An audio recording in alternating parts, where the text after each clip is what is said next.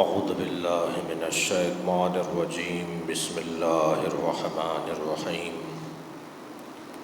الحمد للہ الذی لا یبلغ مدحتہ القائلون ولا یحصی نعماءہ العادون ولا یعدی حقہ المجتہدون الذی لیس لصفتہ حد محدود ولا نعت موجود ولا وقت معدود ولا اجل ممدود فطر الخلائق بقدرته ونشر الرياح برحمته الصلاة والسلام على الرسول المسدد المصطفى الامجد المحمود الاحمد سیدنا و مولانا و مولا الکونین جد الحسن والحسین عانی ابو القاسم محمد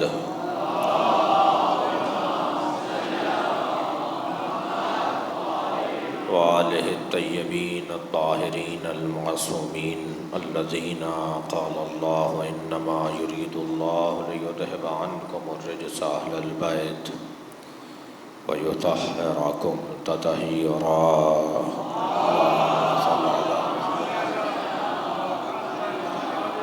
وَلَعْنَةُ اللَّهِ عَلَىٰ أَعْدَائِهِمْ أَجْمَعِينَ مِنْ يَوْمِ عَدَاوَتِهِمْ إِلَىٰ قِيَامِ يَوْمِ الدِّينِ أَمَّا بَعْدُ قَالَ الْحَكِيمُ فِي القرآن الكريم بسم الله الرحمن الرحيم فِي بُيُوتٍ أَذِنَ اللَّهُ أَن تُرْفَعَ وَيُذْكَرَ فِيهَا اسْمُهُ وَيُسَبِّحُ لَهُ فِيهَا بُكْرَةً وَأَصِيلًا صلوات۔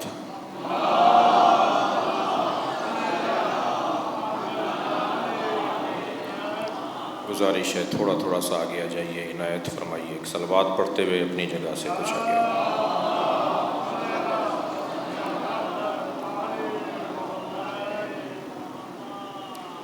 سورہ مبارکہ نور کی 36ویں آیہ کریمہ۔ پروردگار عالم اس آیت میں کیا ارشاد فرما رہا ہے؟ اس سے پہلے کہ میں آیت کا ترجمہ اور اس کی تفسیر پر غور کروں، یہ طے ہے کہ ہر وہ شے جو اللہ سے منسوب ہو وہ صاحب عزت ہو جاتی ہے۔ ہر وہ شے کہ جو اللہ سے منسوب ہو وہ صاحب عزت ہو جاتی ہے، اور ہر وہ شے جو اللہ سے دور ہو وہی ذلیل اور خوار ہو جاتی ہے۔ ہم نسبتوں والے لوگ نہیں ہیں، بلکہ نسبتوں کا اللہ نے نظام قرار دیا ہے ہی نسبتوں کا معاملہ۔ جس کی بھی اللہ سے نسبت اچھی ہے وہ صاحب عزت ہے، وہ صاحب منزلت ہے۔ جو چاہتا ہے اپنے آپ کو بڑا دیکھے، جو چاہتا ہے اپنے آپ کو بڑا دیکھے، اسے اللہ سے نسبت کو بڑھانا ہوگا۔ حتیٰ اگر پتھر بھی اللہ سے منسوب ہو جائے تو چاہے کالا ہو مگر بوسہ دینا ہوگا اسے۔ صلوات پڑھیں ذرا محمد و آل محمد۔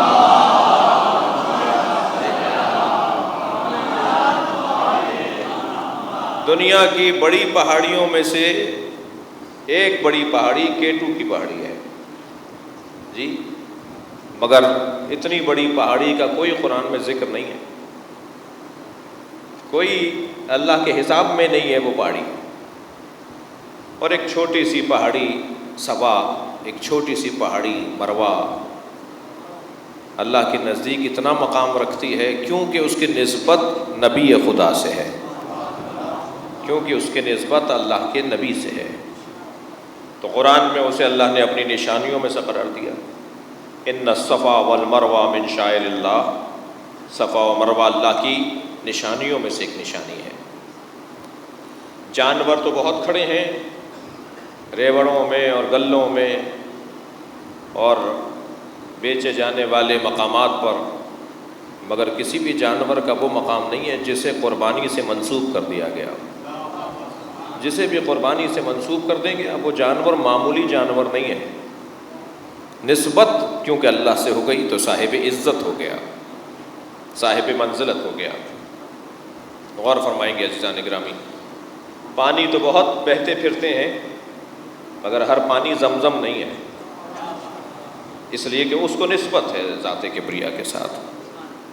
رات رات ہے، دن دن ہے، ظہر ظہر ہے، عصر عصر ہے، ہفتہ جمعہ اتوار جمعرات، یہ سارے دن اللہ کے دن ہیں، مگر اللہ اگر قرآن مجید میں صبح کی قسم کھا رہا ہو، وَالصُّبْحِ إِذَا تَنَفَّسَ، قسم ہے صبح کی جب وہ سانس لیتی ہے۔ اگر اللہ قرآن مجید میں دوپہر کی قسم کھا رہا ہو، وَالنَّهَارِ، قسم ہے دوپہر کی۔ اگر اللہ قرآن میں عصر کی قسم کھا رہا ہو، والعصر کہہ کے، اگر اللہ قرآن میں رات کی قسم کھا رہا ہو، واللیل کہہ کے، تو بس صاحب قسم اور صاحب عظمت ہوا ہی اس وجہ سے ہے یہ لمحہ کہ اس کا کوئی تعلق اللہ سے ہے۔ تاریخ کے صفحے پلٹنا شروع کیے تو ہمیں ایک رات دکھائی دی جس میں ایک بھائی کے بستر پہ سویا، تو اللہ کو یہ سونا اور یہ جاگنا اتنا اچھا لگا کہ اس رات کو قسم کھا کے یاد کر لیا۔ تاریخ کا صفحہ پلٹا تو ایک دوپہر ہمیں نظر آئی کہ جب شدید دھوپ ہے اور نبی نے اپنے ہاتھوں پہ علی کو اٹھایا ہوا ہے، تو وہ مرحلہ اللہ کو اتنا اچھا لگا، وہ لمحہ اللہ کو اتنا اچھا لگا کہ اللہ نے اس کا قرآن میں ذکر کر دیا۔ تاریخ میں عصر تو ہر روز آتے ہیں، عصر کا وقت تو ہر روز آتا ہے، مگر ایک عصر عاشورہ ایسا گزرا ہے، ایک عاشورہ کے دن عصر ایسا آیا کہ اب وہ قابل قسم پروردگار بن جائے گا۔ اب قیامت تک وہ زمانہ ہے جو سارے زمانوں کی امامت کرے گا، وہ زمانہ ہے جو ہر زمانے کے لیے پیشوائی کرے گا۔ کیوں؟ اس لیے کہ اس کا اللہ سے بڑا گہرا تعلق ہے۔ مجاہد جب میدان میں اترتا ہے اور گھوڑا جب میدان میں دوڑتا ہے تو اس کے ٹاپوں سے جو چنگاریاں اڑتی ہیں اللہ اس کی قسم کھا رہا ہے، غور فرما رہے ہیں، قسم ہے ان چنگاریوں کی جو گھوڑے کی ٹاپ سے اڑتی ہیں۔ کیوں؟ اس لیے کہ یہ گھوڑا جہاد کے لیے میدان میں اترا ہے، گھوڑے کی ٹاپوں سے نکلنے والی چنگاریوں کی تو اللہ قسم کھائے، اس گھوڑے کی پشت پہ بیٹھے ہوئے مجاہد کا مقام کیا ہوگا؟ صلوات پڑھیں ذرا محمد و آل محمد پر۔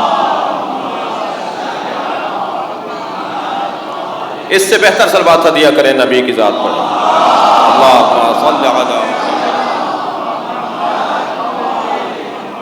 معلوم یہ ہوا کہ ہر وہ شے، ہر وہ جگہ، ہر وہ وجود جو اللہ سے منسوب ہو جائے وہ صاحب عزت ہو جاتا ہے، وہ صاحب منزلت ہو جاتا ہے۔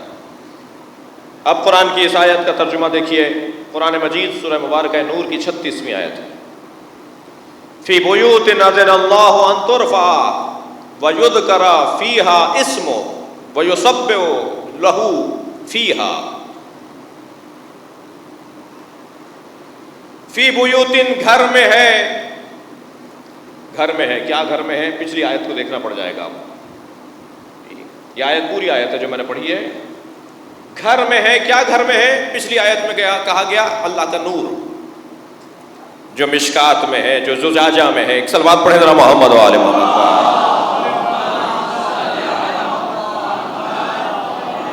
اللہ کا نور، یہد اللہ من یشاء، اللہ اپنے نور کی جانب جسے چاہے ہدایت عطا فرمائے۔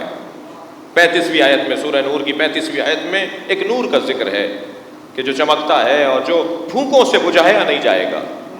ایک اور جگہ پر ارشاد ہوا، یریدون لیطفئوا نور اللہ واللہ متم نورہ ولو کرہ المشرکون۔ بعض لوگ ہیں جنہوں نے ارادہ کیا ہے کہ وہ اپنی پھونکوں سے اللہ کے نور کو بجھائیں، اور اللہ کا نور جلتا رہے گا، مکمل رہے گا، چاہے مشرکوں کو برا لگتا ہو۔ اچھا، یہ بات آپ کے ذہن میں رہے کہ بہت سارے لوگوں کو بہت ساری چیزیں بری لگتی ہیں، یہ معیار نہیں ہے کہ کسی کو کیا برا لگ رہا ہے، دیکھا جائے کون ہے جسے کیا برا لگ رہا ہے۔ ہر برا لگنا پریشان کن نہیں ہے۔ صلوات پڑھیں ذرا محمد و آل محمد۔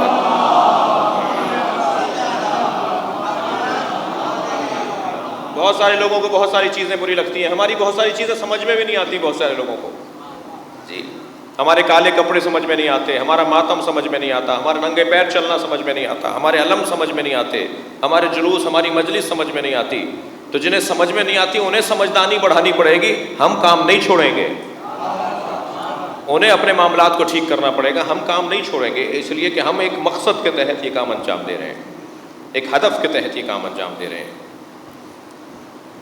تو اللہ کہہ رہا ہے کچھ لوگ ہیں یریدون لیطفئ نور اللہ، جو ارادہ رکھتے ہیں کہ وہ اللہ کے نور کو بجھائیں. کس سے بجھائیں؟ بافواہہم، اپنی پھونکوں سے، پھونک سے بجھانا چاہتے ہیں اللہ کے نور. اللہ اکبر، واللہ یتم نورہ، واللہ متم نورہ. اللہ اپنے نور کو تمام رکھے گا، مکمل رکھے گا، بجھنے نہیں دے گا. یہ اللہ کا نور ہے. یہ پاکستان کی ادارہ برق کی بجلی نہیں ہے جسے جو چاہے جب چاہے بند کروا دے. صلوات پڑھے ذرا محمد و آل محمد.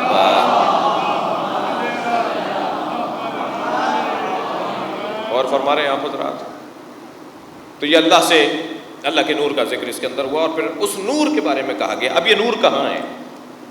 بحث یہ ہے، گفتگو یہ ہے، بات آگے بڑھے گی. کچھ منزلوں سے مجھے گزرنا ہے اپنی بات کو مکمل کرنے کے لیے. یہ اللہ کا نور ہے. یہ نور کہاں ہے؟ فی بیوت،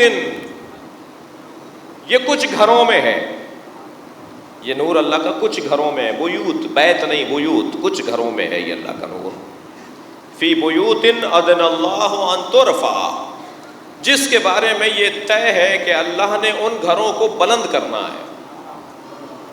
ان گھروں کو بلند کر دو، ان گھروں کو اونچا کرو، ان گھروں کو بناؤ، ان گھروں کی تعمیر کرو، ان گھروں کو بلند کرو. اللہ یہ چاہتا ہے کہ جن گھروں میں یہ اللہ کا نور ہے وہ بلند ہو. ان ترفع وَيُذْكَرَ فِيهَا اسْمُهُ، وہ گھر کیوں بلند ہوں؟ در حالی کے، واو حالیہ، در حالی کے ان گھروں میں اللہ کا ذکر ہوتا ہے. کیوں اللہ انہیں بلند دیکھنا چاہتا ہے؟ اس لیے اللہ ان گھروں کو بلند دیکھنا چاہتا ہے، ان گھروں میں اللہ کا ذکر ہوتا ہے. وَيُسَبِّحُ لَهُ فِيهَا، اور صبح شام اس گھر میں یا ان گھروں میں اللہ کی تسبیح ہوتی ہے. پھر وہی بات آ گئی کہ جو اللہ سے منسوب ہو جائے وہ صاحب عزت ہو جاتا ہے. کیونکہ کچھ گھروں میں اللہ کا ذکر ہوتا ہے، کچھ گھروں میں اللہ کی تسبیح ہوتی ہے. اللہ ان گھروں کو بلند دیکھنا چاہتا ہے جن گھروں میں اللہ کا ذکر ہوتا ہو، جن گھروں میں اللہ کی تسبیح ہوتی ہو. اب میں یہی ایک جملہ، نتیجے والا جملہ کہہ دوں کہ اللہ ان گھروں کو بلند دیکھنا چاہتا ہے، اللہ ان گھروں کو تعمیر شدہ دیکھنا چاہتا ہے، اللہ ان گھروں کو مزین اور مرفع دیکھنا چاہتا ہے جن گھروں میں اللہ کا ذکر ہوتا ہو. اب اگر کوئی اللہ کے ان گھروں کو گراتا ہو جہاں اللہ کا ذکر ہوتا ہو تو اللہ کی مرضی پہ عمل کرنے والے یہ ہیں، گرانے والے اللہ کے دشمن ہیں. اللہ چاہتا ہے گھر بنے، اللہ چاہتا ہے وہ گھر اونچے ہوں، اللہ چاہتا ہے ان گھروں کو بلند کیا جائے. اب یہاں پر بہت سارے لوگوں نے اس کے اوپر تفسیر لکھتے ہوئے جو علمی چوب زنیاں ہیں وہ کی ہیں جی. مثلا کہا یہ بیوت سے مراد مسجدیں ہیں، مسجدیں بناؤ. صلوات پڑھیں ذرا نبی اور آل نبی کے ساتھ.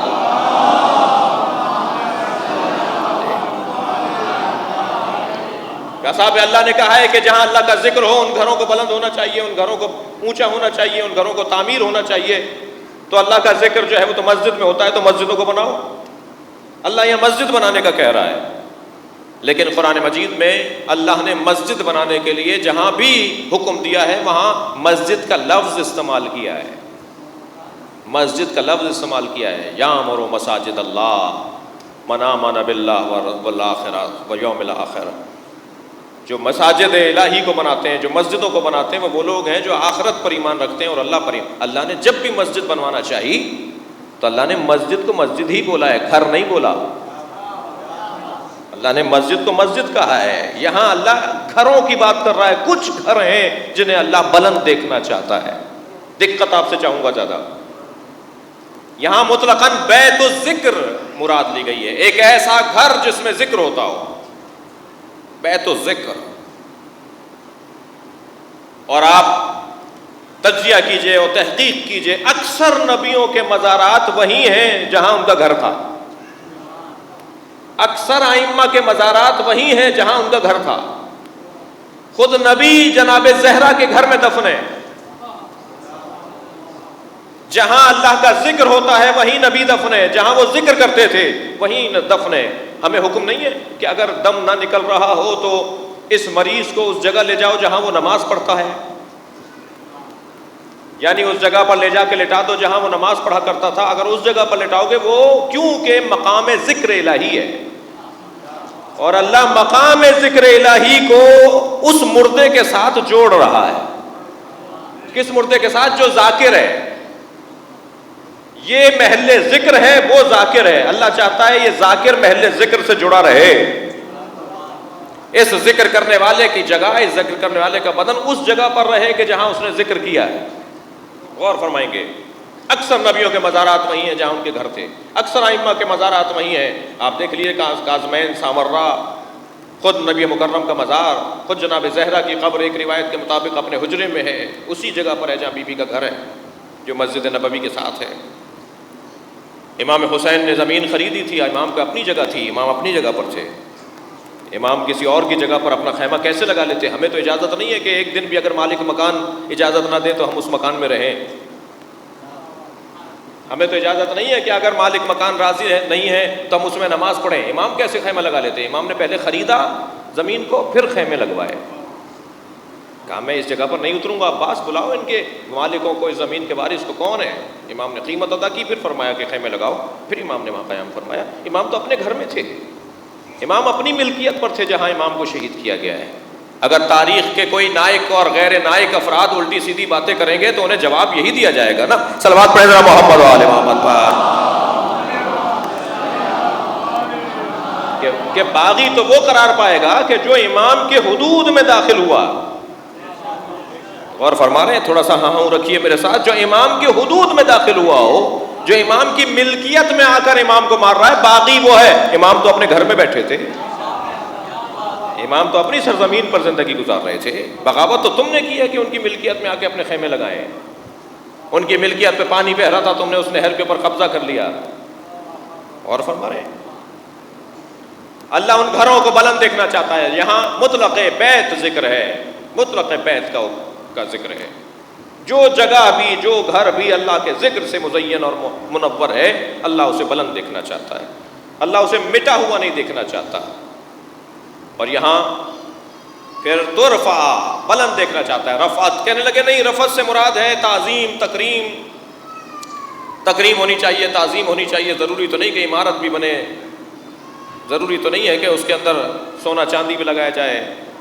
یہیں یہ جملہ بھی سن لیں کہ یہ جوان، یہ بچہ جب سوال کرتا ہے کہ امام حسین کے روزے پر اربوں خربوں روپے کا اور ڈالروں کے سونا لگا ہوا ہے، قیمتی روزہ امام کا، تو امام کا روزہ قیمتی اس لیے کہ اللہ چاہتا ہے کہ یہ بلند ہو۔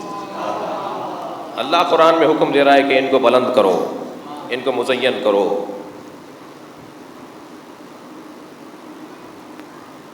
ترفع یہ ظاہری رفعت، یہ ظاہری بلندی، عمارت کا خوبصورت ہونا، عمارت کا خوبصورت ہونا، یہ حکم دیا جا رہا ہے۔ جتنا اس پہ خرچہ کیا جائے کم ہے، جتنا خرچہ کیا جائے کم ہے۔ کچھ چیزیں علامتی ہوا کرتی ہیں، کچھ چیزیں استعاراتی ہوتی ہیں، کچھ چیزیں نشانیوں کے طور پر ہوا کرتی ہیں۔ بہت سارے لوگ اچھی اچھی بولیاں بولتے ہیں، وہ بولیاں اچھی ہیں، مثلاً یتیموں کا خیال کریں، مجلسوں کی نیاز نظر کو کم کر دیں، امام حسین کے روزے پہ اربوں خربوں روپے کے اور ڈالروں کے، اور کس رقم میں آپ جوڑیں گے، چاندی اور سونا لگا ہوا ہے، وہاں سے فروخت کیا جائے اور یتیموں اور بیواؤں کو دے دیا جائے۔ بہت سارے لوگ نیاز نظر سے کم کر کے، امام حسین کی عزاداری سے کم کر کے بیواؤں کا خیال کرنے کا شوق رکھتے ہیں، یتیموں کی دیکھ بھال کا شوق رکھتے ہیں۔ آپ سے بات کرتے ہوئے مجھے اس لیے سکون ہو رہا ہے کہ میں اس وادی کا راہی ہوں۔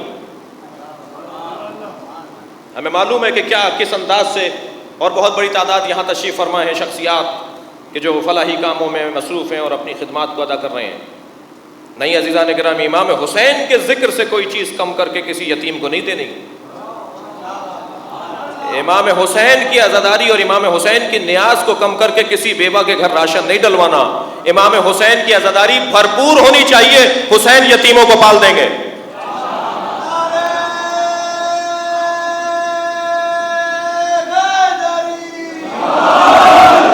بھرپور ہونی چاہیے۔ میں خود 12-13 ادارے چلا رہا ہوں، فلاحی ادارے. ہمیں پتہ ہے کہ کراچی کے اندر کتنے یتیم ہیں اور کتنے بیوائیں ہیں، ریکارڈ موجود ہیں ہمارے پاس. الحمدللہ پاکستان کے اندر پہلے سے بہت بہتر حالات ہیں یتیموں اور بیواؤں کے.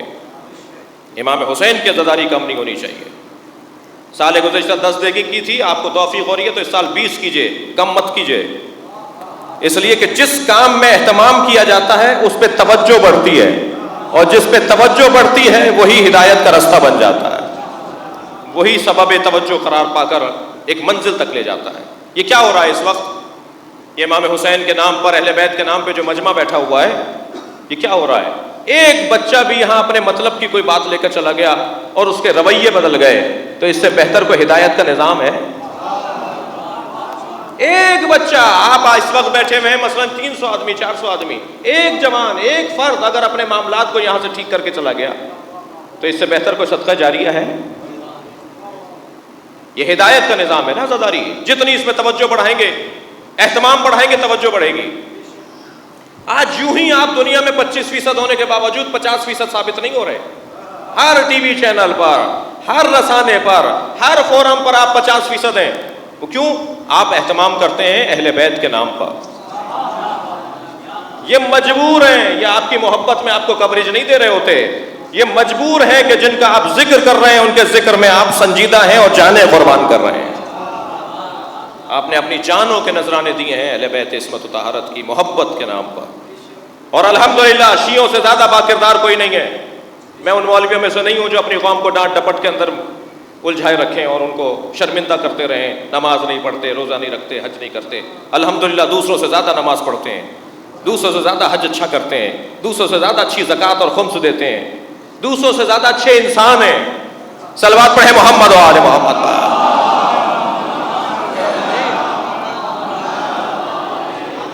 پوری دنیا میں سب سے اچھی تصویر امام حسین کے عزاداروں کی ہے. پوری دنیا میں سب سے اچھا چہرہ آپ کا ہے. گلے نہیں کاٹتے آپ کسی کے، گھر نہیں اجاڑتے آپ کسی کا. اس پاکستان میں بھی سب سے زیادہ انسانی خدمات اگر کوئی انجام دے رہے ہیں تو وہ اہل بیت کے چاہنے والے ہیں. وہ ہمارا جھگڑا اور ان کا جھگڑا ہے کہ وہ 6 امامی ہے یا 12 امامی ہے، مگر تمہارے اندر سے نہیں ہے، وہ تم میں سے نہیں ہے. یہ ہمارا جھگڑا ہے کہ وہ کون ہے، لیکن ہے اہل بیت کے چاہنے والے. اس ملک میں سب سے زیادہ خدمت اگر کوئی انجام دے رہا ہے تو اہل بیت کے چاہنے والے. اچھے انسان ثابت ہوئے اہل بیت کے چاہنے والے. اسی کے اندر اضافے کی ضرورت ہے، اسی کے اندر بہتری کی ضرورت ہے. ابھی ایک نجی رسانے کے اوپر گفتگو کے درمیان ایک صاحب نے مجھ سے کہا کہ صاحب آپ کے یہاں قرآن کے حافظ نہیں ہوتے؟ جی. تو میں نے کہا ہاں اس لیے نہیں ہوتے کہ ہمارے یہاں تراویحیں نہیں پڑھی جاتی. جی. ہمارے بھائیوں کے یہاں سے تراویحوں کا نظام ہٹا دیجئے، پھر گنیے کتنے حافظ رہ جاتے ہیں. پیٹ کا مسئلہ ہے بھائی. صلوات پڑھے ذرا محمد و آل محمد.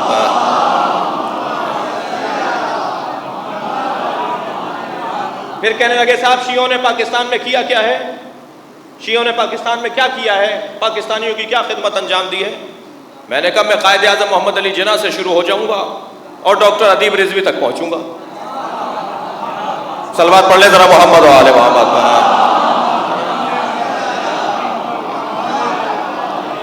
یہ سب کس وجہ سے؟ آپ کے اندر برداشت، آپ کے اندر انسانیت، آپ کے اندر بہتر انسان ہونے کا شوق کس چیز نے دلوایا ہے؟ امام حسین کے ذکر نے دلوایا ہے، اہل بیت کے تذکرے نے دلوایا ہے. لہذا اسی سلسلے کو آگے بڑھانے کی ضرورت ہے. جس کی وجہ سے ہم اچھے انسان ہونے کی کوشش کر رہے ہیں اس وجہ کو ختم نہیں کرنا، اسے باقی رکھنا ہے.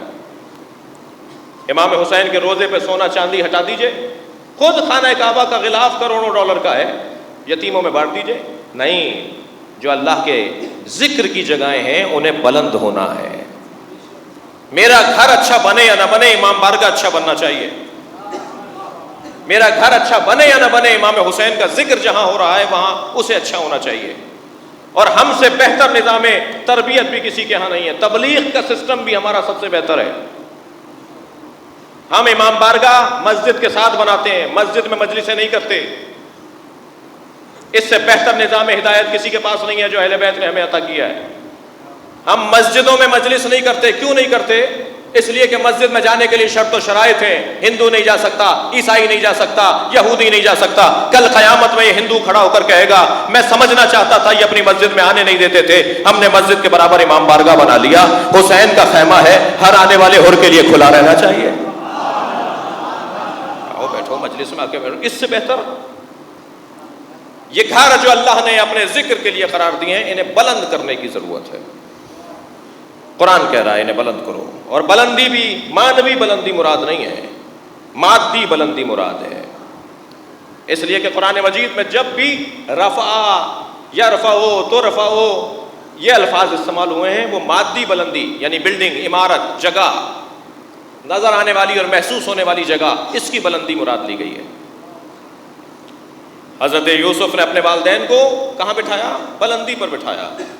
وَرَفَعَ أَبَوَيْهِ عَلَى الْعَرْشِ وَخَرُّوا سُجَّدًا. اور حضرت یوسف نے اپنے والدین کو کہاں بٹھایا؟ عرش پر بٹھایا. عرش یعنی بلندی. تخت لگا ہوا تھا جہاں حضرت یعقوب اور ان کی زوجہ کو جب بٹھایا گیا تو قرآن کہہ رہا ہے کہ یوسف نے اپنے والدین کو بلندی پر بٹھایا. یہ بلندی مانوی بلندی نہیں ہے، مادی بلندی ہے، یہ نظر آنے والی بلندی. یا قرآن مجید میں اللہ کہتا ہے اللہ الذی رفع السماوات بغیر عمد ترونها. تم نے نہیں دیکھا کہ اللہ نے اس آسمان کو بغیر ستون کے بلند کر دیا؟ یہ بلندی ظاہری بلندی مراد ہے. یہ کہنا کہ ظاہری بلندی نہیں بلکہ مانوی بلندی مراد ہے. گھروں کو ذکر کرنا چاہیے، ان کی تعظیم کرنی چاہیے. جگہ ہوگی تو تعظیم کریں گے نا. آپ جگہ ہی گرا دیں گے، آپ عمارت ہی گرا دیں گے تو پھر تعظیم کا کیا مطلب ہے؟ اس کی مانوی احترام کا کیا مطلب ہے؟ جہاں جہاں اللہ کا ذکر ہوگا اس جگہ کو اللہ، اس گھر کو اللہ بلند دیکھنا چاہتا ہے، زندہ دیکھنا چاہتا ہے، باقی دیکھنا چاہتا ہے. عزیزان گرامی غور فرمائیں، باقاعدہ ایک سیاسی عالمی سیاست کا حصہ تھا جو 1925 میں ہوا. عالمی سیاست کا حصہ 1924 ربیع الاول کے مہینے میں آل سعود نے، تاریخ کہتی ہے، ایسی عیسائیوں نے اور غیر مسلموں نے جو جغرافیہ کی تاریخ لکھی ہے اور قبائل کی تاریخیں لکھی ہیں اس میں لکھا ہے کہ ڈکیت قبیلہ تھا، ان کا کام لوٹنا مارنا تھا. یہ خاندانی طور پر لوٹ مار کرنے والے لوگ ہیں. ہم نے نہیں لکھا، عیسائیوں نے لکھا ہے، غیر مسلموں نے لکھا ہے کہ یہ کیسا قبیلہ تھا، کون لوگ ہیں یہ.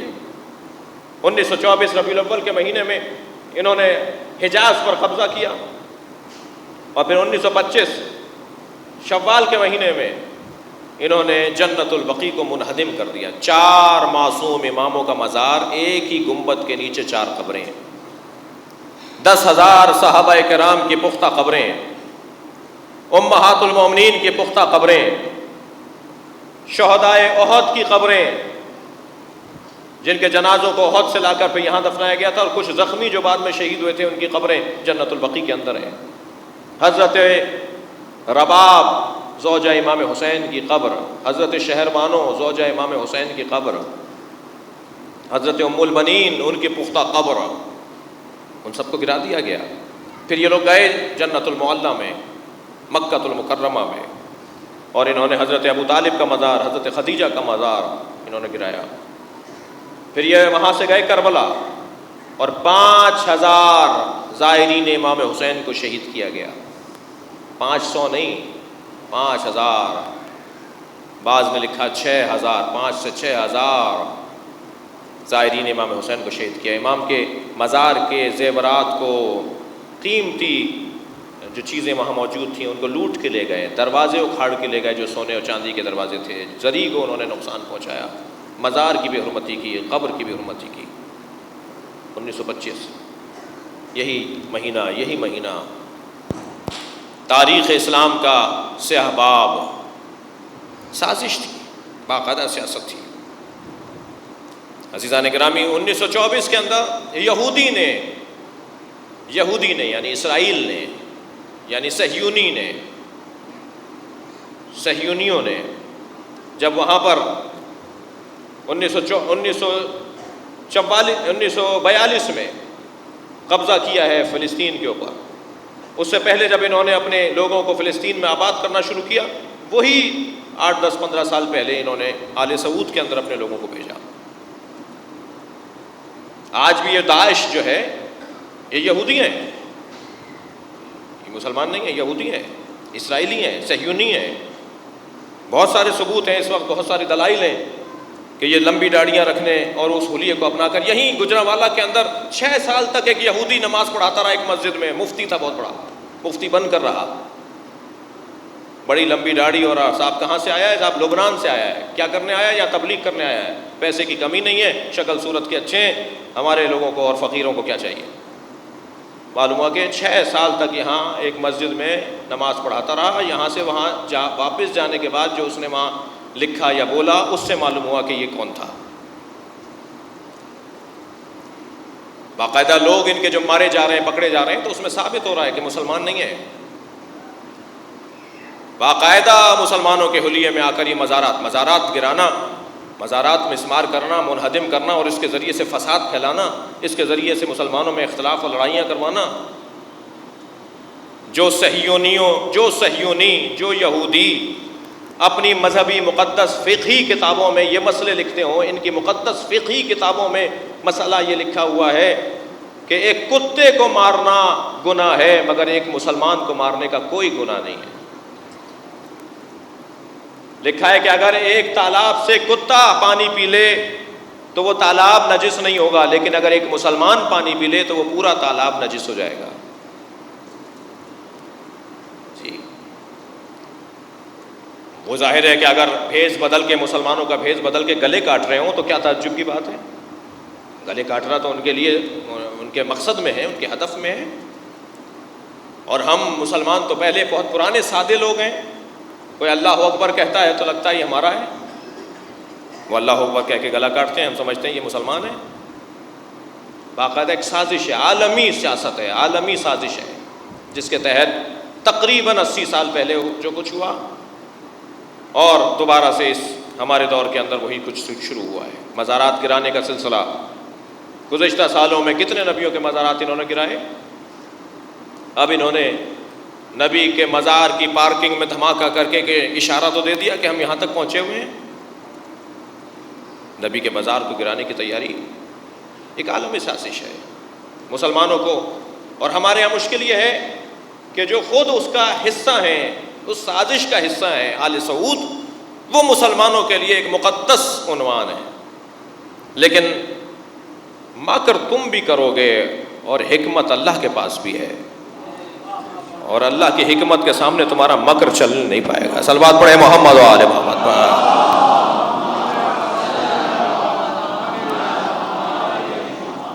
لہٰذا آپ دیکھ رہے ہیں کہ آل سعود کا جو اصلی چہرہ ہے وہ سامنے آنا شروع ہو گیا ہے۔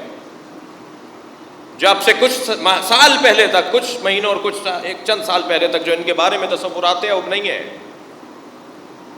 یمن پر خود حملہ کیا اور خامخواہ کے بیانات کے یمنی مکے پر قبضہ کریں گے، اس بنیاد پہ پوری دنیا میں ریلیاں نکلوا دیں۔ اب مدینہ منورہ میں دھماکہ ہوا تو پاکستان میں ریلیاں کیوں نہیں نکلیں؟ میں آپ سے سوال کر رہا ہوں۔ ابھی مدینہ منورہ میں دھماکہ ہوا تو پاکستان کے مذہبی رہنما کہاں گئے؟ کیوں ریلیاں نہیں نکالی؟ اس لیے کہ انہیں پتہ ہے کہ عوام باشعور ہو گئی ہے، یہ خود کروا رہے ہیں ایسا، یہ اس کا حصہ ہیں۔ جنہوں نے جنت البقیع کو منہدم کیا وہ نبی کا روزہ بھی گرانا چاہتے ہیں، اب خود گرائیں گے تو ریلیاں نکلیں گی۔ دھماکہ کروا دو داعش کے ذریعے سے تو کوئی ریلی نہیں نکلے گی، کوئی احتجاج نہیں ہوگا، اس کا خود حصہ ہیں۔ پاکستان کے، مجھے معاف کیجیے گا، میں آج اپنے لب و لہجے کو بدل کے بات کر رہا ہوں، اپنے مزاج سے ہٹ کر بات کر رہا ہوں کسی حد تک۔ پاکستان کے مختلف نجی ٹی وی چینلز کے اوپر ایک مفتی، ایک مولوی صاحب، ایک حافظ صاحب بٹھائے جاتے ہیں جو مسلسل کہہ رہے ہیں کہ یہ دھماکے اور یہ بدامنی جو ہے وہ داعش کر رہی ہے اور حزب اللہ کر رہی ہے۔ بار بار حزب اللہ کا نام داعش کے ساتھ لے رہے ہیں، وہ بارہا کہہ چکے ہیں۔ ابھی پچھلے دنوں بھی جب یہ مدینہ کے اوپر دھماکہ ہوا تو انہوں نے ایک ٹی وی چینل پہ کہا کہ داعش کروا رہی ہے اور حزب اللہ کروا رہی ہے۔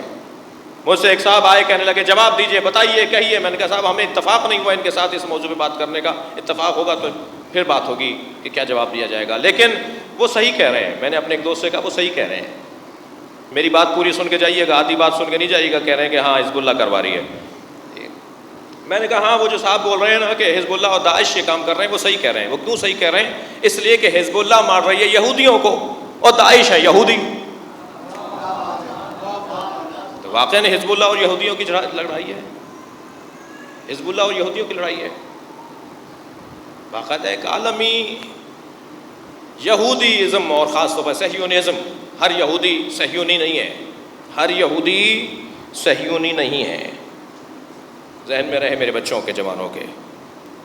صہیونزم جو ہے، جو اپنے علاوہ سب کو نجس العین جانتے ہیں، جو اپنے علاوہ سب کے خاتمے کے قائل ہیں، جو اپنے علاوہ سب کو واجب القتل اور محدور الدم جانتے ہیں، وہ صہیونی. جو پوری زمین پہ آدھی زمین کو کہتے ہیں یہ ہماری ہے، پورا عراق وہ چاہتے ہیں لینا، پورا ایران تقریباً شوش تک وہ چاہتے ہیں لینا، اسرائیل بنے گا. پورا عراق اسرائیل بنانا چاہتے ہیں. شوش ایران کا جو علاقہ ہے، حضرت دانیال کا وہاں مزار ہے، وہاں تک وہ صہیونی حکومت بنانا چاہتے ہیں، وہاں اسرائیل کو پہنچانا چاہتے ہیں، اسرائیلی حکومت بنانا چاہتے ہیں. یہ صہیونی، یہ یہودی. عزیزان گرامی، 1924 میں بھی جن لوگوں نے کیا وہ یہی کچھ ہیں. عبد الوہاب کے پیروکار، جنہوں نے قرآن کی ایک آیت جس کو اگر ایک معمولی طالب علم بھی غور کرے، قرآن کہہ رہا ہے وَلَا تَقُمْ عَلَىٰ قَبْرِهِ، قبروں پر مت کھڑے ہو، نبی سے اللہ کہہ رہا ہے. تو بھئی آیت کا اگلا حصہ بھی دیکھو، آیت کا پچھلا حصہ بھی دیکھو. یہ آیت نازل ہوئی ہے عبداللہ ابن ابی کے لیے.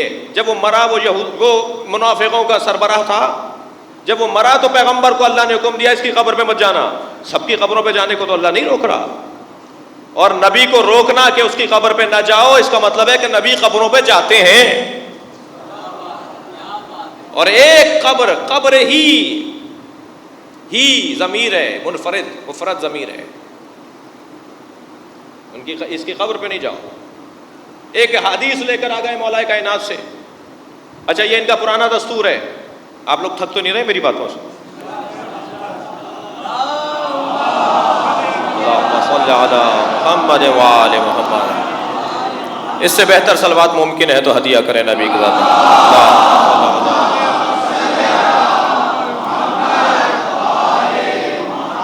ایک حدیث لے کر آئے ہیں جو مولا سے منسوب کر رہے ہیں کہ مولا علی نے فرمایا کہ قبروں کو گرا دو.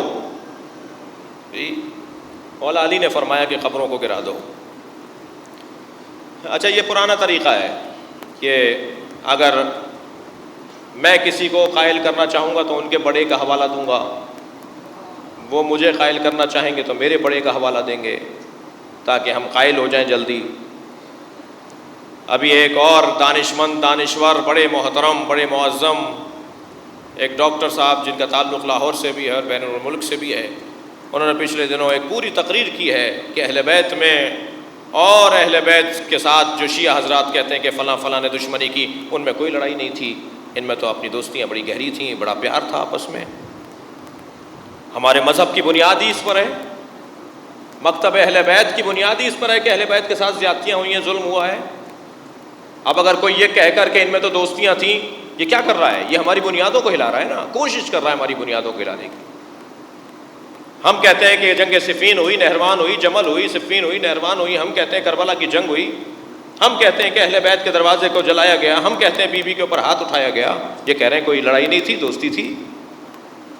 اور پھر امام جعفر صادق سے 6-7 حدیثیں لے آئے کہ حضرت فرما رہے ہیں کہ یہ دوستی اور وہ دوستی، اور ہمارے ساتھ تو ان کے بڑے اچھے تعلقات تھے. حضرت تو تعریفیں کر رہے ہیں ان لوگوں کی، باقاعدہ لے آئے وہ حدیثوں کو اپنے ہاں سے نکال کر، چھٹے امام سے اور 5ویں امام سے.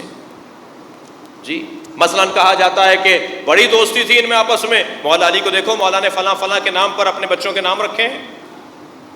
لڑائی ہوتی تو اپنے بچوں کے نام کیوں رکھتے ہیں؟ مولانا توجہ ہے. اگر مولا علی میں اور ان لوگوں میں لڑائی ہوتی تو مولا اپنے بچوں کے نام ان کے ناموں پر کیوں رکھتے ہیں؟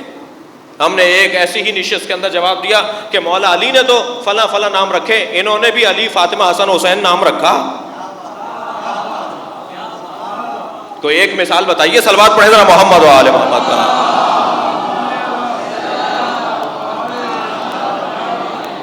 حجاج ابن یوسف کے زمانے تک،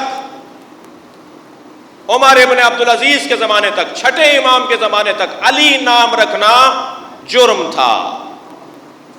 حسن، حسین، فاطمہ نام رکھنے والے کو محفل سے اٹھا دیا جاتا تھا.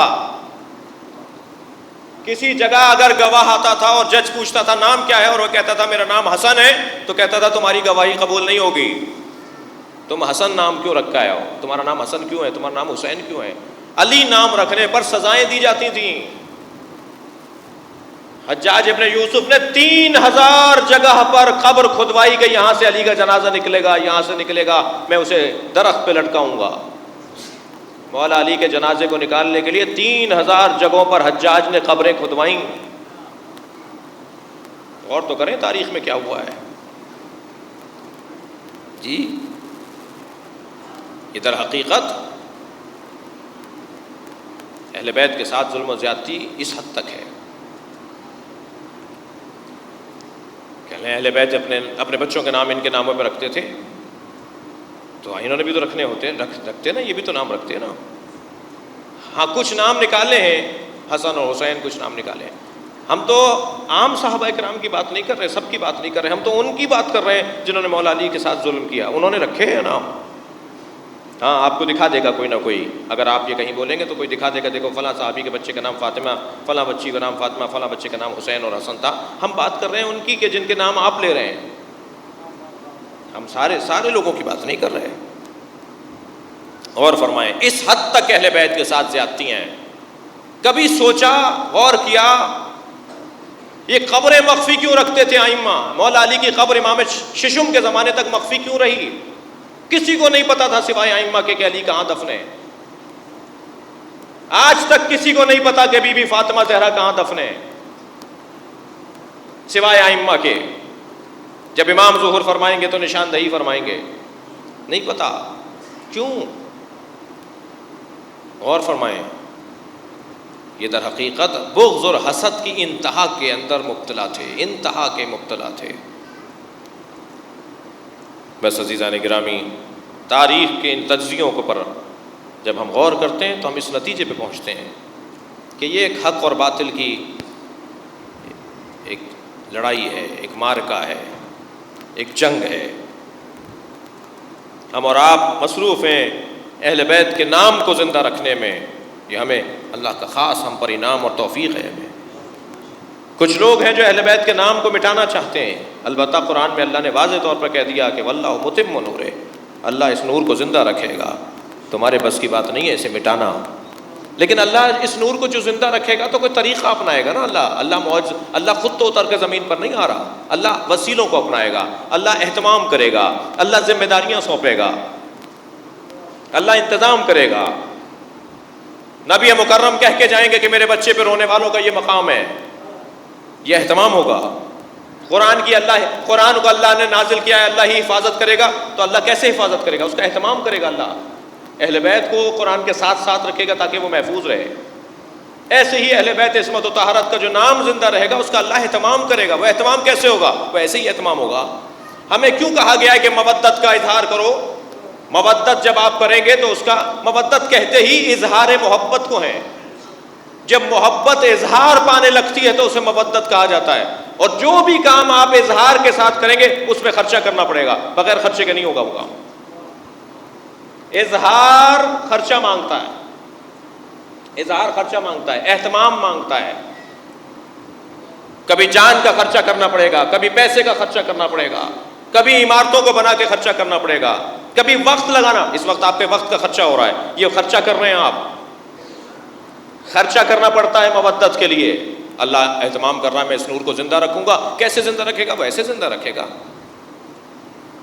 لہذا جتنا ہم خاص طور پہ اس دور میں جو دور دوبارہ تکفیریت کا دور شروع ہوا ہے، یہ وہابیت کا دور جو دوبارہ سے ایک مرتبہ اس نے کروٹ لی ہے، اس دور میں جتنا ہم اہل بیت کے ذکر کا اہتمام کر سکتے ہیں کریں، جتنا زیادہ سے زیادہ کر سکتے ہیں کریں۔ اس سال 500 FIR کٹی ہیں پورے پاکستان میں گھر میں مجلس کرنے پر۔ تھک رہے ہیں آپ حضرات؟ گھر میں مجلس کرنے پر 500 FIR کٹی ہیں۔ جلوس کی بات نہیں کر رہا میں۔ کیا حال ہے اس کا؟ کیسے اس کو آپ روکیں گے؟ جب ایران میں انقلاب اسلامی ایران سے پہلے علماء کے سر سے امامے گلی کوچوں میں اتارے جاتے تھے، انہیں دھکا دیا جاتا تھا، کوئی آتا تھا برابر سے گزر کے امامے پہ ہاتھ مارتا تھا، ماما گر جاتا تھا، بے حرمتی کرتے تھے ان کی۔ تو حضرت آیت اللہ خمینی نے فتویٰ دیا کہ جو چھوٹے طالب علم ہیں، جو مبتدی طالب علم ہیں، ان پر بھی لازم ہے کہ وہ امامہ پہن کے باہر نکلیں۔ یہ تمہارے سروں سے امامے اتار رہے ہیں، تم اب جو امامہ نہیں پہنتا وہ بھی پہن کے نکلے، دیکھو کس میں دم زیادہ ہے۔ اور پورے ایران کے اندر چھوٹے چھوٹے طالب علم، دینی طالب علموں نے بھی امامے رکھنا شروع کر دیے۔ ابھی 2 سال پہلے جب سندھ کے اندر علم کی بے حرمتیاں ہو رہی تھیں، جگہ جگہ ہمارے علم لگے ہوئے سندھ کے اندر، چوکوں پر، روڈوں پر، رستوں میں، پلاٹوں پر، گھروں پر، چھتوں پر علم ہی علم لگے ہوئے ہیں، تو بہت بڑی تعداد میں مثالیں بنی سندھ کے انٹیریئر کے اندر، علم کی بے حرمتی، علم جلا کے چلے گئے، علم گرا کے چلے گئے۔ تو ہم وہاں جب جلسوں میں اور ملاقاتوں میں جا رہے تھے تو وہاں بھی ہم یہ جملہ کہہ رہے تھے، اور ہم نے وہی آیت اللہ خمینی کے فارمولے کے تحت جملہ کہا کہ یہ علم کی بے حرمتی کر رہے ہیں، جن گھروں پر علم نہیں لگے ہوئے ہیں وہ بھی علم لگائیں۔ یہ لاہور کا ڈیفینس، اس کے اوپر پابندی لگ گئی تھی ابھی 1 سال پہلے کہ جن چھتوں کے اوپر جھنڈے لگے ہوئے ہیں وہ سارے جھنڈے اتار دیے جائیں۔ جھنڈے تو اتر گئے، فلاں فلاں پارٹیوں کے، علم کیسے اترتے؟ تو انہوں نے پھر ان گھروں کو نوٹس جاری کیا جن گھروں پہ علم لگے ہوئے تھے کہ علم اتاریں۔ تو ایک ذریعے سے ہماری بھی گزارش ہوئی اور وہاں کے جو شخصیات تھی وہ جمع ہوئی، بیٹھی لاہور کے ڈیفینس کے اندر، اور طے یہ پایا کہ ڈیفینس کے اندر 1000 سے زیادہ شیعوں کے گھر ہیں، جس گھر پہ علم نہیں لگا ہوا ہے اس پہ بھی علم لگے گا۔ اور جب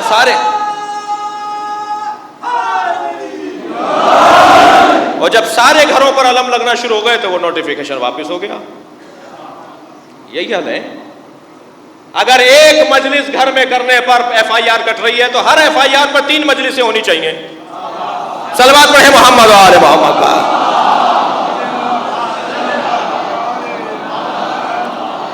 پھر 3 FIR 3 مجلسوں پہ، پھر FIR اور پھر ایک مرتبہ FIR پہ، ہر FIR پہ 3 مجلس ہونی چاہیے۔ پھر دیکھتے ہیں کہ کس کے اندر دم زیادہ ہے۔ ہم اپنے گھر میں بیٹھ کر امام حسین کا ذکر نہیں کریں گے۔ ان مجالس کا اور ان مودت کی محفلوں کا اہتمام کرنا ہم پر شاید ماضی سے زیادہ اب ضروری ہو گیا ہے۔ گزارش کروں گا جن کے گھروں میں مجلسیں نہیں ہوتی، مجلسیں کریں۔ جو نیاز نظر نہیں کرتے محرم میں اور کہیں حصہ ڈال دیتے ہیں، اپنے گھر میں کریں، دیکھیں دم کس میں زیادہ ہے۔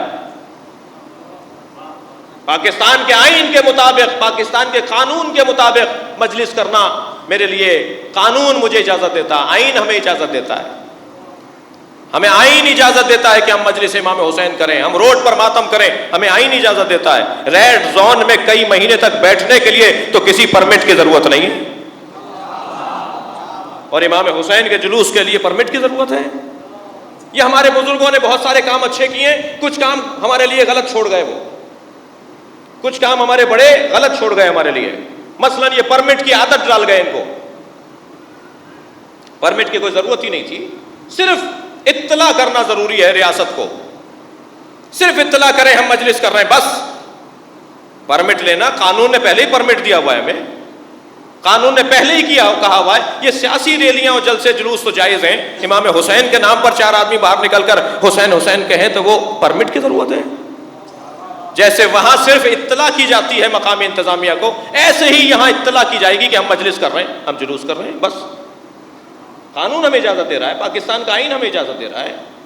مقدمات چل رہے ہیں بعض کورٹوں میں اسی حوالے سے جو میں عرض کر رہا ہوں آپ سے، لیکن اور بعض لوگ تو ہمارے بڑے فخریہ طور پہ کہتے ہیں ہمارے پاس فلاں 200 سال پرانا پرمٹ ہے۔ بھائی تم نے 200 سال پہلے نہ لیا ہوتا تو آج ہمیں مشکل نہ ہوتی۔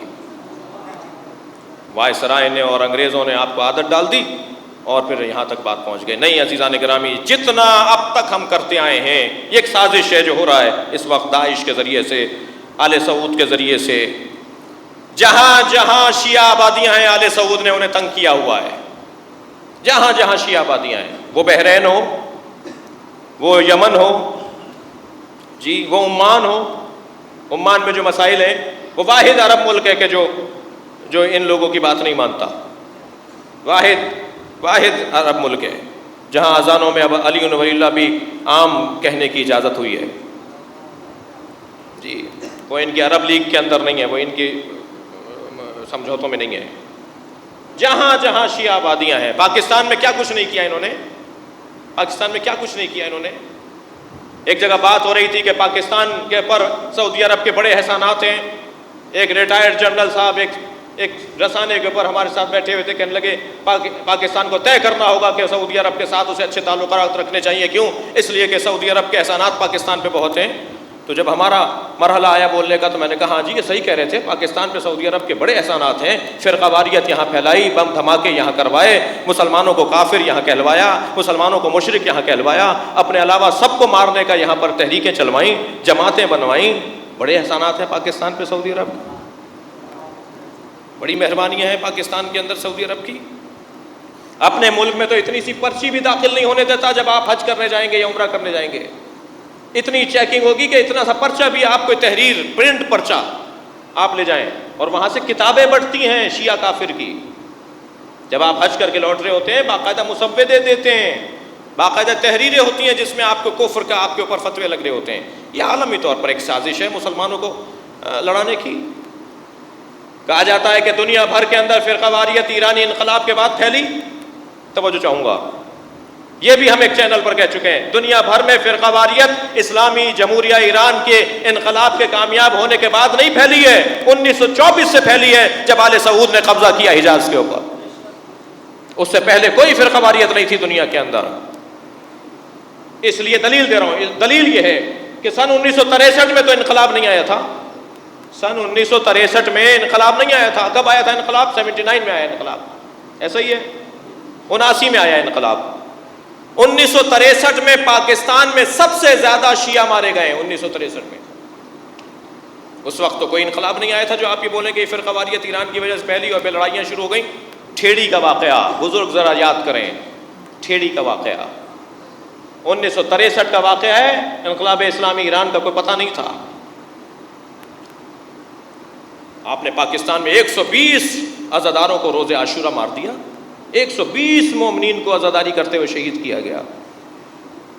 سندھ کا ایک شہر ہے خیرپور، اس کا ایک قصبہ ہے ٹھیڑی، اس میں 120 مومنین شہید ہوئے، 400 سے زیادہ زخمی ہوئے، جنازوں پر بھینسیں دوڑا دی گئیں، جنازے مزمحل اور مسلح ہو گئے، پہچاننے میں نہیں آئے بہت سارے لاشیں، کئی لاشیں نہر کے اندر ڈال دیے گئے، جو اس علاقے کی نہر میں جب ڈالے گئے تو وہ نکلے ہیں ٹھری میرواں میں، یعنی 3 گھنٹے کا فاصلہ طے کرنے کے بعد پہنچتے ہیں آپ اس جگہ پر جہاں وہ لاشیں وہاں نکالے گئے۔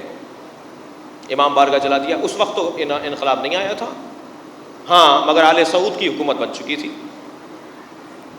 1924 میں 1925 میں جب انہوں نے وہابیت کو پھیلانا شروع کیا اور اپنے علاوہ سب مسلمانوں کو کافر کہنا شروع کیا، مقدس مقامات گرانا شروع کر دیے، ابھی اس جگہ پر یوں تو یہ سیمینار ہال بھی ہے اور اس وقت مجلس بھی ہو رہی ہے، مگر فرش ازا بچھا ہوا ہے، کوئی جوتے لے کر یہاں تک آ جائے آپ کو برا لگے گا یا نہیں؟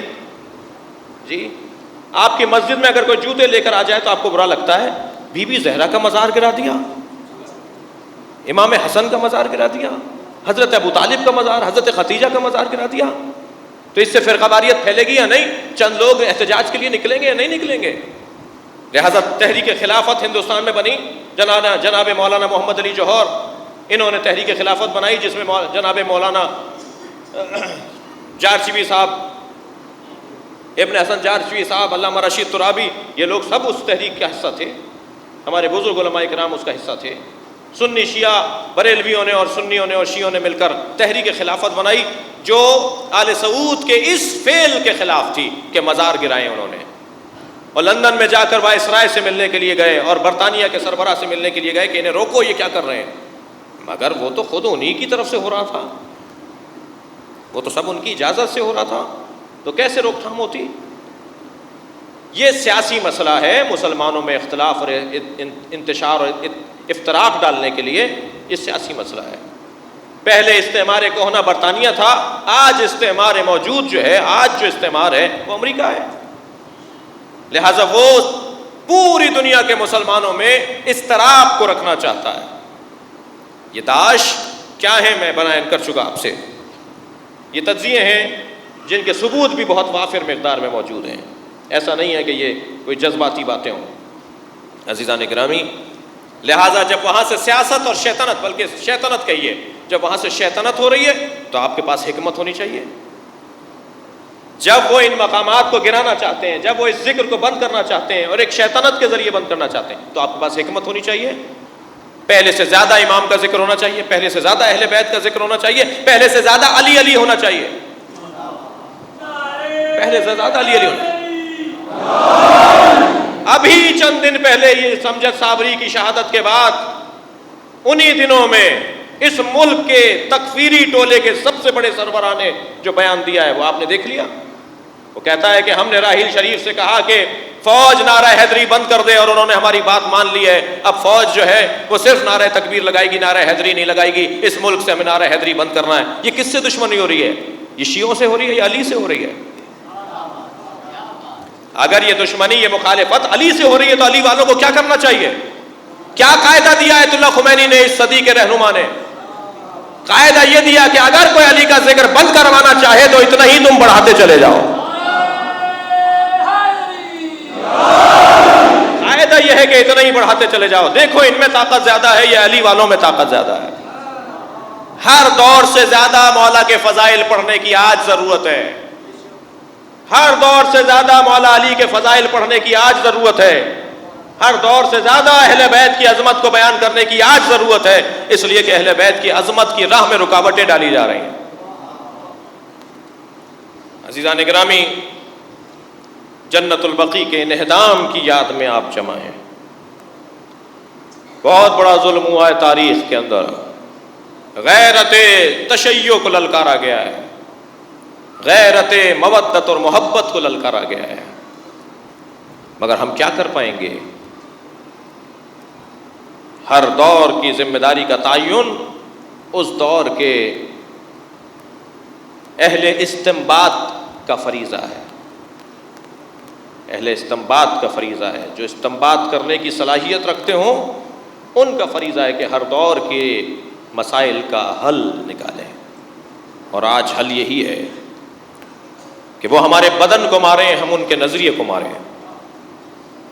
وہ ہمارے بدن کو ماریں, ہم ان کے نظریے کو ماریں. اور ان کے نظریے کی موت اس طرح کے اجتماعات کی صورت میں, ان کے نظریے کی موت مجالس کی صورت میں, جلوسوں کی صورت میں, ماتم کی صورت میں, اہل بیت کی عظمت اور فضائل کو بیان کرنے کی صورت میں. ماہ مبارک رمضان کے بعد پریس کانفرنس کی ہے تکفیری ٹولے کے سربراہ نے کہ نجی ٹی وی چینل ماہ رمضان میں امام باڑے بنے ہوئے تھے. یہ چینلوں کے پیمرا والوں سے, مخاطبوں کو اس نے کہا کہ روک تھام کرو, یہ چینل تھے یا امام بارگاہ تھے؟ بس اگر آپ کے دشمن کو کوئی چیز بری لگ رہی ہے تو سمجھیں آپ صحیح کر رہے ہیں. اگر آپ کے مخالف کو آپ کی کوئی چیز بری لگ رہی ہے تو وہی کسوٹی ہے کہ وہی چیز اچھی ہے. اسے بہتر سے بہتر, زیادہ سے زیادہ کرنے کی ضرورت ہے. ہر دور سے زیادہ اہتمام کی ضرورت ہے. اور الحمدللہ آپ کی توجہ ہے. چلیے کچھ دیر کے لیے, کیا کر دیا انہوں نے.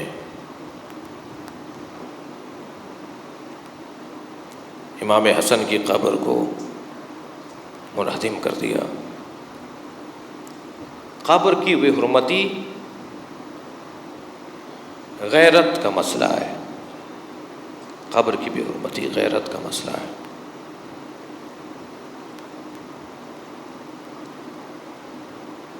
جب جناب زہرا پہ دروازہ گرا,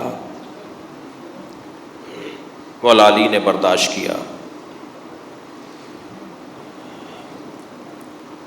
کیسا کیسا ظلم نہیں ہوا جناب سیدہ کے اوپر. جب نبی کی رحلت ہونے لگی, جبریل آئے, یا رسول اللہ علی کو بلا لیجئے, اللہ نے علی کو سلام بھیجا ہے. نبی مکرم نے مولا علی کو بلایا, علی جبریل میرے پاس بیٹھے ہیں, اللہ نے تمہیں سلام بھیجا ہے. میرے مولا علی نے بے ساختہ فرمایا, هو السلام ومنہ السلام, وہ خود سلام ہے اور اسی کی طرف سے سلامتیاں ہیں. کہ جبریل اللہ کا پیغام لے کر آئے ہیں کہ علی سے کہیے کہ نبی کی رحلت کے بعد, میری رحلت کے بعد فاطمہ زہرا پر ہاتھ اٹھایا جائے گا. سنیں گے عزادارو, مولا کی آنکھوں میں آنسو اترنا شروع ہو گئے. فرمایا اللہ چاہتا یہ ہے کہ فاطمہ پر ہاتھ اٹھایا جائے اور تم تلوار نہ اٹھاؤ, تم برداشت کرو. یہ جوان سوال کرتا ہے کہ جب بی بی پہ دروازہ گر رہا تھا مولا علی کہاں تھے؟ مولا علی وہیں تھے, مولا دیکھ رہے تھے. مولا دیکھ رہے تھے، اجرکم علی اللہ، کسی غم میں اللہ نہ رلائے سوائے غم اہل بیت میں، ہمیں رونے اور رلانے والوں میں قرار دے۔ مولا وہیں دیکھ رہے تھے۔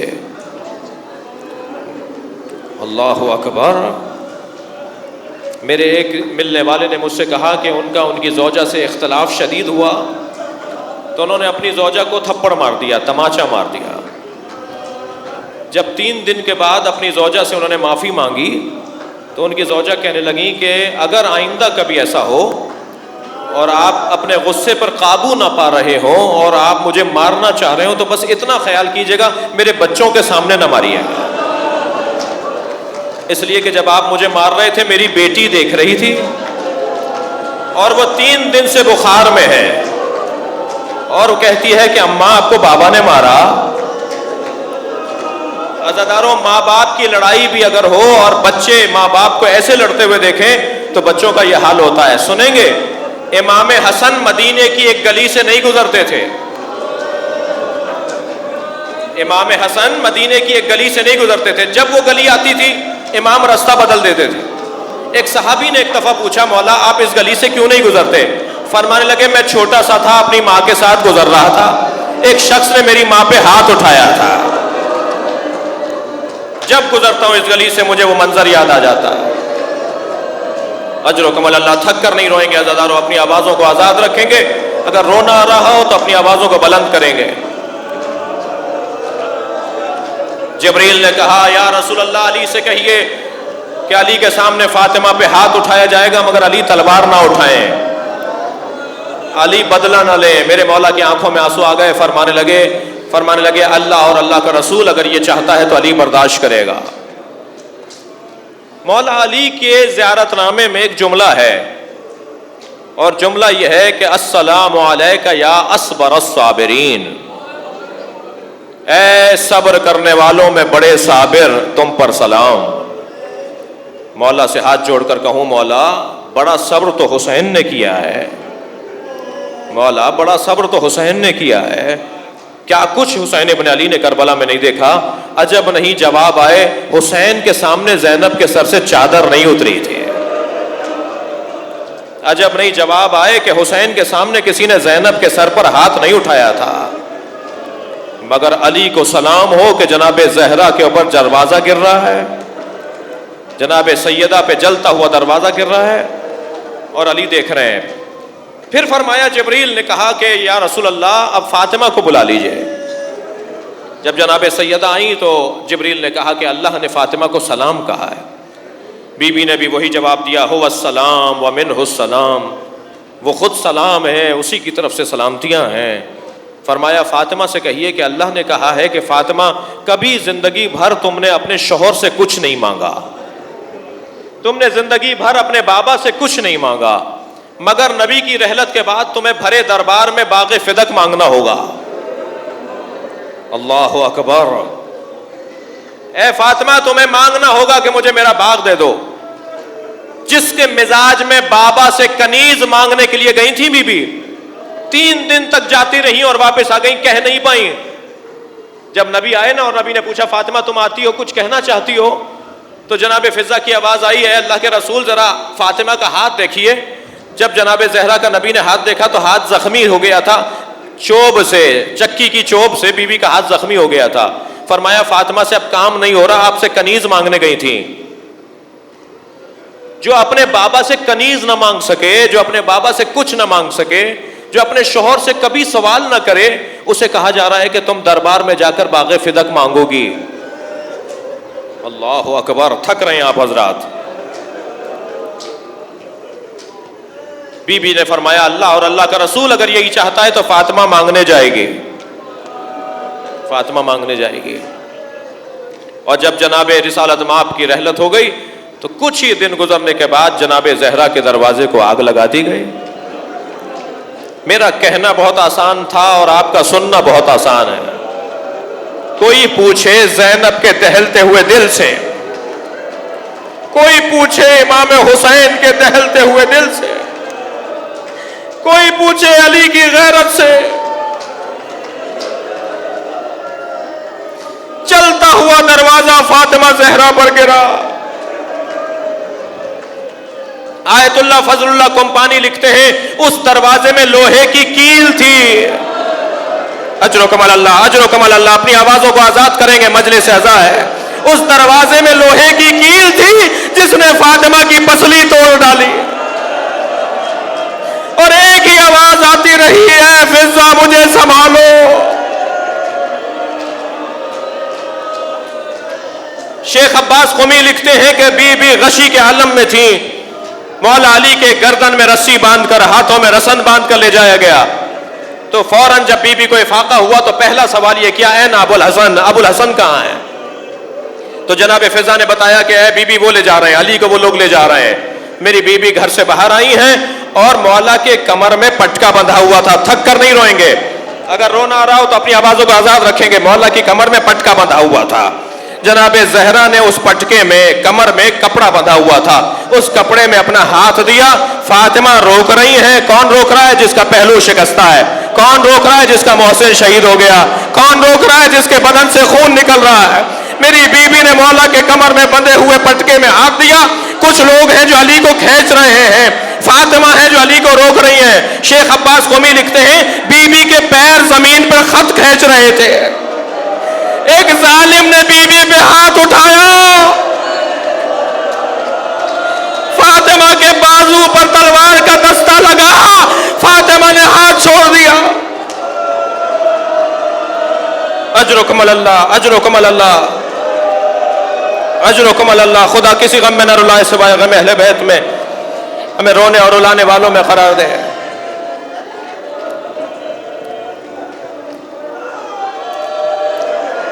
فرمایا علی مجھے رات کو غسل دیجیے گا، مجھے رات کو کفن پہنائیے گا، میرے جنازے میں کوئی شریک نہ ہو، مجھے رات کی تاریکی میں دفنا دیجیے گا. میرے مولا نے غسل و کفن دیا، جنازہ تیار کیا. حسنین سے کہا آؤ اپنی ماں کا آخری دیدار کر لو.